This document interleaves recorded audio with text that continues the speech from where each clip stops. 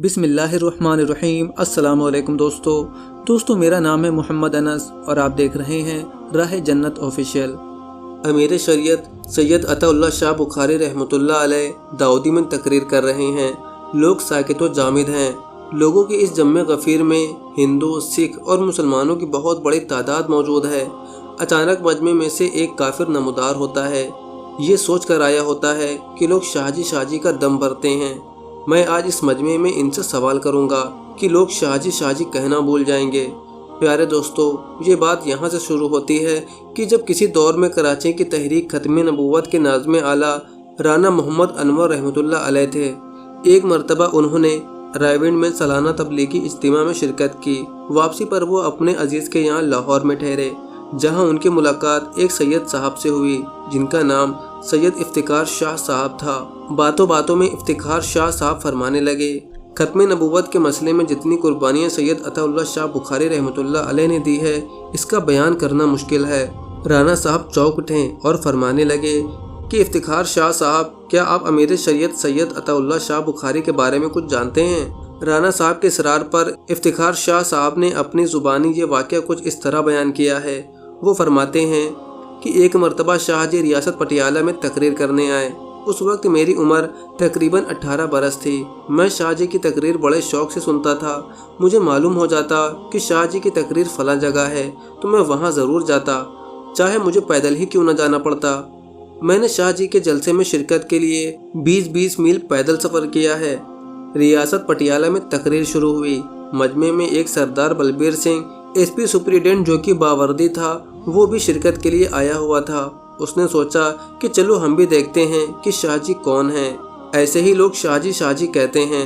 آج بھرے مجمع میں ایسا سوال کروں گا کہ لوگ شاہ جی کہنا بھول جائیں گے۔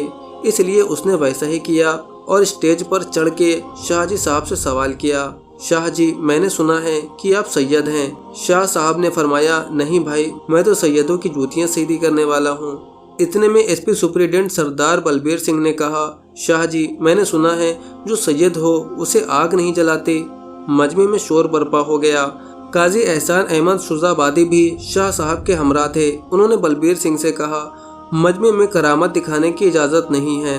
شاہ جی نے مولانا احسان احمد سے کہا، مولانا صاحب اگر یہ سوال کوئی مسلمان کرتا تو اور بات تھی، یہ ایک غیر مسلم نے سوال کیا ہے اور کیا بھی مجھ سے ہے، اس کا جواب دینا ضروری ہے۔ چنانچہ شاہ جی نے سردار بلبیر سنگھ کے آگے اپنے دونوں ہاتھ کر دیے۔ اس نے اپنے ایک محافظ سے کہا کہ آگ لے کر آؤ۔ وہ آگ لے کر آیا۔ اس نے آگ سے دہکتے ہوئے انگارے شاہ صاحب کے ہاتھ پر رکھ دیے۔ شاہ صاحب انگارے دونوں ہاتھوں میں لیے کھڑے رہے۔ سارا مجمع حیران رہ گیا۔ شاہ جی ایسے ہی کھڑے رہے، یہاں تک کہ گزرتے 5 منٹ گزر گئے۔ تقریباً 5 منٹ بعد سردار بلبیر سنگھ نے کہا، اب انگارے پھینک دیں اور مجھے اپنے ہاتھ دکھائیں۔ شاہ صاحب نے دونوں ہاتھ سردار بلبیر سنگھ کے سامنے کر دیے۔ وہ فوراً ہاتھوں کو چوم کر شاہ صاحب کے گلے لگ گیا اور کہا، میرے سینے میں ابھی آگ لگی ہوئی ہے، خدا کے لیے اسے بھی ٹھنڈا کر دیں اور مجھے کلمہ شہادت پڑھا دیں۔ شاہ صاحب نے اسی وقت اس کو کلمہ پڑھایا اور سردار بلبیر سنگھ اسی وقت مسلمان ہو گیا۔ پیارے دوستو، الہام یا کسی غیبی بات کا علم ہو جانا یہ اللہ کی طرف سے ہوتا ہے جب اللہ چاہے ہوتا ہے۔ یہ چیزیں نہ تو ذاتی ہوتی ہیں اور نہ ہی دائمی۔ جو لوگ اس دنیا میں اللہ تعالیٰ کی مقرر کردہ حدود کو پار نہیں کرتے اور اس کی ہر بات مانتے ہیں، تو اللہ تعالیٰ بھی اپنے ایسے بندوں کی ہر بات مانتا ہے اور ان کا پردہ رکھتا ہے۔ اللہ تعالیٰ ہمیں دین کی صحیح سمجھ عطا فرمائے اور اللہ کے نیک بندوں کے نقش قدم پر چلنے کی توفیق عطا فرمائے۔ دوستو، ویسے تو یہ کہانی میں نے ایک کتاب سے لی ہے، لیکن میں خود بھی اس واقعے کے سچ ہونے کا قائل نہیں ہوں۔ لیکن دوستو، آپ کو کیا لگتا ہے کہ کیا یہ واقعہ سچ میں درست ہے؟ اپنی رائے ہمیں کمنٹ سیکشن میں ضرور دیں۔ چلیے دوستو، آپ سناتے ہیں آپ کو ایک سچا واقعہ۔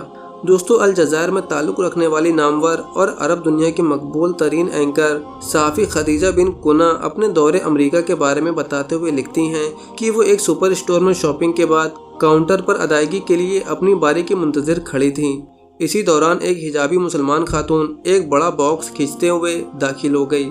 باکس غالباً گھاس کاٹنے والی مشین کا تھا۔ خاتون کے چہرے پر تھکاوٹ کے آثار نمایاں تھے۔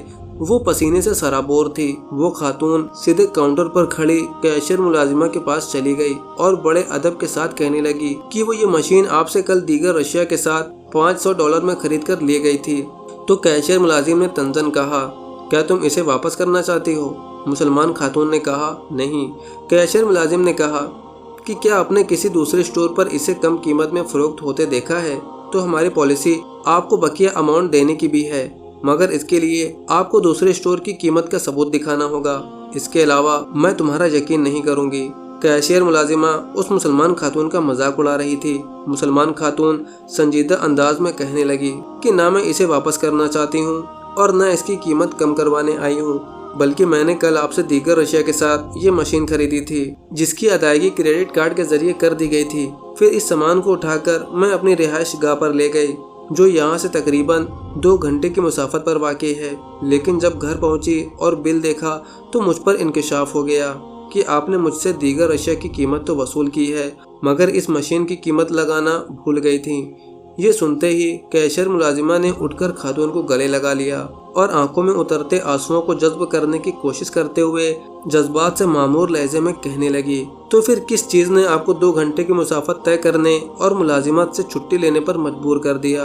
आप इसे अपने पास रख सकती थी। मुसलमान खातून ने बड़ी सादगी से बोला कि ये अमानत है, और फिर अंग्रेजी में इस अमानत के बारे में इस्लामी तालीमात की तशरीह करने लगी। ये सुनकर मुलाजिमा उठकर शीशे के कैबिन में बैठी हुई मैनेजर खातून के पास गई। उसने कहा, हम सुन नहीं रहे थे, मगर उसकी बॉडी लैंग्वेज उसके तासुरात बता रहे थे कि वो कुछ खास अंदाज में कुछ कहे जा रही है। मुलाजिमा ने तवक्कुल किया तो मैनेजर खातून अपने नशिस्त से उठी और बाहर आ गई। उस खातून मैनेजर ने स्टोर के तमाम स्टाफ को जमा कर लिया, जिसके साथ कस्टमर्स भी जमा हो गए। उन्हें इस मुसलमान खातून की अमानतदारी के बारे में बताने लगी। मुसलमान खातून खामोश खड़ी रही, जिसके चेहरे पर हया की परछाइयाँ बिखरी हुई थीं। ये सुनने के बाद स्टाफ ने मुसलमान खातून से इस्लाम में अमानत और दयानतदारी की बाबत सवालात किए, जिसके जवाबात उसने बड़े नपे तुले अंदाज में दिए। मैनेजर खातून उस मुसलमान खातून से इस कदर मुतासिर हुई कि उसने मुसलमान खातून को मशीन गिफ्ट करने की पेशकश कर दी, जिसे उस मुसलमान खातून ने बड़ी खुश उसलूबी के साथ रद्द करते हुए कहा कि उसके लिए मशीन से ज़्यादा अहमियत सवाब की है। मुसलमान गरीब ज़रूर हो सकता है, मगर वो ईमान किसी कीमत पर नहीं बेचता। हम मुसलमान सिर्फ अपने रब के मोहताज हैं, किसी और के नहीं। वो कीमत की अदायगी करके शुक्रिया अदा करने के साथ स्टोर से निकल गई। सुपर स्टोर में मौजूद दर्जनों कस्टमर्स इस हिजाब पहने एक दिल आवेज मुस्कुराहट और ईमानी कुव्वत के हाले में घिरी हुई सुपर स्टोर से निकलकर रुखसत होने वाली खातून को बड़ी हैरत से देख रहे थे। खदीजा बिन कुना कहती हैं कि ये सुनकर और देखकर मुझे अपने मुसलमान होने पर बड़ा फख्र महसूस हुआ। अब मैं रब का शुक्र अदा करके सुपर स्टोर से निकल आई। दोस्तों, ला इलाहा इल्लल्लाह मुहम्मद रसूलुल्लाह पढ़ने के बाद अगर इंसान के अंदर 2 खूबियाँ हों, एक खौफ खुदा, दूसरा अच्छे अखलाक, तो मुआशरा उस शख्स की कदर करता है, और यही 2 खूबियाँ मरने के बाद इंसान को जन्नत में ले जा सकती हैं। अल्लाह ताला हम सबको इस्लाम पर मुकम्मल अमल करने की तौफीक अता फरमाए। आमीन।